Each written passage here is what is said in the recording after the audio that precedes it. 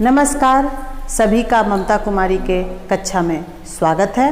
तो आज हम पढ़ने जा रहे हैं भूगोल की पुस्तक अध्याय 4 से कृषि। बच्चों, हम सभी कुछ न कुछ खाते हैं, है ना? या भी और भी चीज़ें यूज की रहती हैं। तो हमारे मन में एक प्रश्न आता है कि आखिर ये चीज़ें आती कहाँ से है। जैसे आप सभी चावल खाते हो, रोटी खाते हो या फिर चाय पीते हो, ये सारी चीज़ें कैसे आती है? चलो कमेंट बॉक्स में लिखो तो। हाँ, ठीक समझा, ये सारी चीज़ें कृषि या खेती से आती हैं, है ना?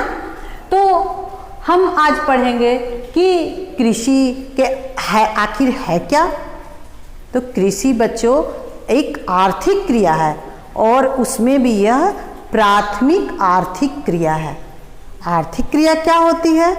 आर्थिक क्रिया बच्चों वो क्रियाएं होती है जिससे आय होता है, जिससे आर्थिक उन्नति होती है, जिससे हमारे पास पैसे आते हैं, है ना?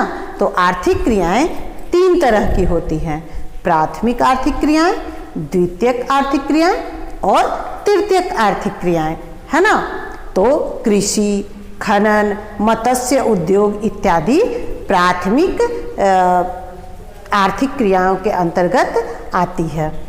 और द्वितीयक आर्थिक क्रियाओं के अंतर्गत इसका जो प्रसंस्करण होता है, रिफाइंड होता है, इन चीज़ों को किया जाता है, उसे द्वितीयक आर्थिक क्रियाओं में रखा जाता है। और तृतीयक आर्थिक क्रियाओं में बैंक, विनियोग वगैरह जो सुविधाएं दी जाती हैं जिससे कि हमारा व्यापार बढ़ता है, उन सब चीज़ों को तृतीयक आर्थिक क्रियाओं में रखा गया है। तो हम लोग समझ लिए कि कृषि कार्य है, कृषि जो है वो प्राथमिक आर्थिक क्रिया है, यानी कि बहुत ही यह बेसिक चीज़ है, बहुत ही आधार वाली चीज़ है। और ऐसे भी हमारा भारत गांव का देश कहलाता है और गांव और कृषि कार्य का एकदम बहुत ही घनिष्ठ रिश्ता होता है। बच्चों, अब हम बात करते हैं कृषि शब्द का आखिर अर्थ क्या होता है। ऐसे तो कृषि संस्कृत का शब्द है और कृ से करने का बोध होता है, लेकिन यह अंग्रेजी के एग्रीकल्चर पर भी हम जरा विचार करें। एग्री का मतलब होता है जमीन, खेती, और कल्चर का मतलब होता है जुताई करना। तो एग्रीकल्चर का मतलब हुआ जमीन पे, भूमि पे खेत को जुताई करना, ठीक है? तो इसी तरह से कृषि कार्य को हम समझ सकते हैं कि जहाँ जमीन में खेती होती है, उसे कोड़ा जाता है, उसकी जुताई होती है, तो वो कृषि कार्य कहलाता है। अब बच्चों, आप सभी के मन में प्रश्न उठ रहा होगा कि कृषि तो समझ गए, पर कृषि योग्य भूमि कौन सी होती है? तो कृषि योग्य भूमि ऐसी भूमि को कहा जाता है जहाँ कृषि कार्य हो सकता है। वो जमीन जो बंजर ना हो, जहाँ की जलवायु अच्छी हो, कृषि कार्य के अनुकूल हो, तो ऐसी जमीन को बोलते हैं कृषि योग्य या कृषिगत भूमि। जानते हो बच्चों, भारत में 75% जमीन जो है खेती योग्य है, कृषिगत जमीन है, ठीक है? अब हम कृषि तंत्र की बात करते हैं। कृषि तंत्र यानी कि कृषि का सिस्टम किस तरह से कार्य करता है। इसमें निवेश, संक्रियाएं एवं निर्गत यानी कि उत्पादन शामिल होता है। निवेश के अंतर्गत बीज, उर्वरक, मशीनरी और श्रमिक आते हैं। जुताई, बुआई, सिंचाई, निराई, कटाई इसकी प्रमुख संक्रियाएं हैं, यानी कि ये सब काम खेती के अंतर्गत किया जाता है। जबकि फसल, ऊन, दूध और दूध उत्पाद इसके उत्पाद है। इसे हम चार्ट के द्वारा भी समझ सकते हैं। अब बच्चों, हम बात करें कृषि के प्रकार के। हमारा विश्व बहुत बड़ा है और इसमें कृषि के अलग अलग तरीके प्रचलित हैं। ये तरीके भौगोलिक दशाओं, हमारा किस तरह का प्रोडक्शन का मांग है, श्रम और प्रौद्योगिकी की उपलब्धता पर निर्भर करती है। इस आधार पर कृषि को दो प्रकार से बांटा जा सकता है। पहला है निर्वाह कृषि और दूसरा है वाणिज्यिक कृषि। निर्वाह कृषि किसे कहते हैं? कृषि का एक ऐसा तरीका जिसमें किसान मुख्यतः अपने परिवार के आवश्यकता हेतु कृषि का काम करता है, उसे निर्वाह कृषि कहते हैं। इसमें टेक्नोलॉजी का कम प्रयोग होता है और घर के लोग ही मिलजुल कर खेती का काम करते हैं। इस तरह के खेती से उपज कम मिलती है। निर्वाह कृषि भी हम दो प्रकार से बांट सकते हैं। पहला है गहन निर्वाह कृषि। इसमें बच्चों किसान छोटे छोटे साधारण औजारों से खेती करता है और इसमें मेहनत की प्रधानता रहती है। जमीन का छोटा सा भी टुकड़ा होता है उसे भी खेती के काम में लगा दिया जाता है। एक से अधिक फसलें उगाई जा सकती है।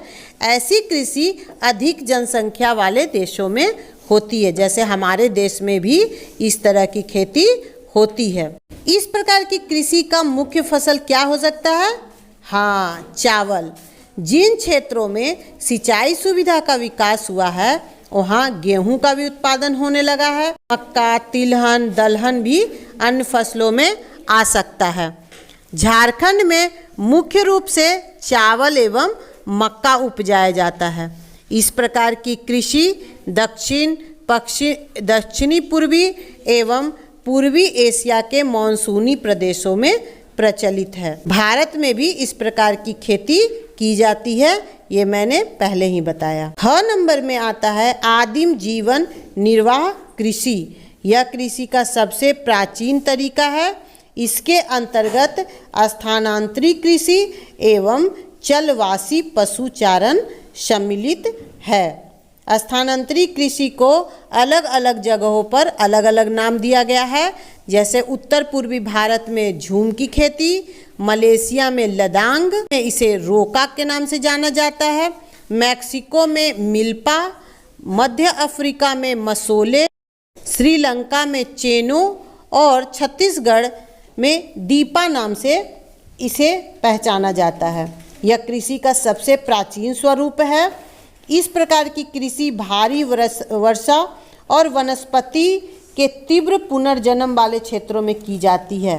किसान एक जगह के वृक्ष को काट देते हैं, उसे जलाकर साफ कर लेते हैं और उस राख को मृदा में यानी मिट्टी में मिला देते हैं। 3-4 वर्षों तक वहाँ कृषि कार्य होता है। उसके बाद उपजाऊपन खत्म होने के बाद किसान दूसरी जगह इसी प्रक्रिया को अपनाता है। इस कृषि को कर्तन और दहन कृषि के नाम से भी जाना जाता है। भारत में असम, झारखंड, छत्तीसगढ़ में इस प्रकार की कृषि का तरीका प्रचलित रहा है। वनों को कटने तथा अन्य पर्यावरणीय कारणों से भारत में इस प्रकार की कृषि पर रोक है। दूसरा है चलवासी पशुचारण। इस प्रकार की कृषि में पशु चालक अपने पशुओं के साथ चारा, पानी के लिए एक स्थान से दूसरे स्थानों पर घूमते रहते हैं। पशु उत्पाद ही इनका मुख्य भोजन है, जैसे दूध हो गया, दही हो गया, मांस हो गया। सहारा मरुस्थल, पूर्वी अफ्रीका, मध्य एशिया, भारत के राजस्थान, हिमाचल प्रदेश एवं जम्मू कश्मीर में इस प्रकार की कृषि प्रचलित है और दूध, मांस, ऊन, खाल इत्यादि इसके मुख्य उत्पाद है। पशु चालक क्या करते हैं? मौसम के अनुसार चारे की खोज में अपना स्थान बदलते रहते हैं। ऐसे ऋतु प्रवासी कहा जाता है। भारत में हिमाचल प्रदेश, जम्मू कश्मीर में गद्दी और गुर्जर लोग भेड़ और बकरियों के साथ गर्मी के दिनों में ऊंचे पहाड़ी क्षेत्रों में जाते हैं और जाड़े के में नीचे चले आते हैं। पूर्वी अफ्रीका के मसाई जनजाति करती है।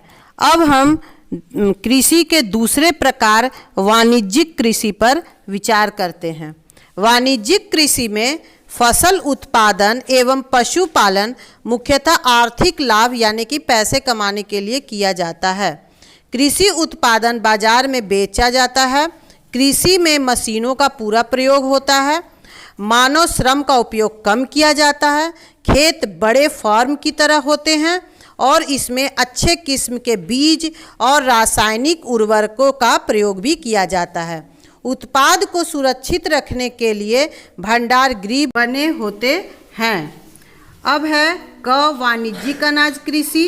इसमें कृषि कार्य वाणिज्यिक उद्देश्य से किया जाता है। खेतों का आकार बड़ा होता है, कम मानव श्रम की जरूरत होती है, उच्च तकनीक, उन्नत बीजों का प्रयोग किया जाता है। इस कृषि का प्रमुख फसल गेहूं है। मिश्रित कृषि, इसमें फसल उत्पादन के साथ पशुपालन भी किया जाता है। यह संयुक्त राज्य अमेरिका, अर्जेंटीना, पश्चिमी यूरोप आदि देशों में प्रचलित है। इस फसल का मुख्य रूप है गेहूं और मक्का, ठीक है। और तीसरा है रोपण कृषि। इस कृषि में रबर, कहवा, कोकोआ, चाय, मसाले आदि जाते हैं। एकल फसल होती है। बृहद पैमाने पर श्रम और पूंजी की आवश्यकता होती है। फसल उत्पाद का प्रसंस्करण खेतों के निकट किया जाता है। प्यारे बच्चों, आप अपने पुस्तक में पेज 47 को पढ़ें। शेष चर्चा अगले क्लास में।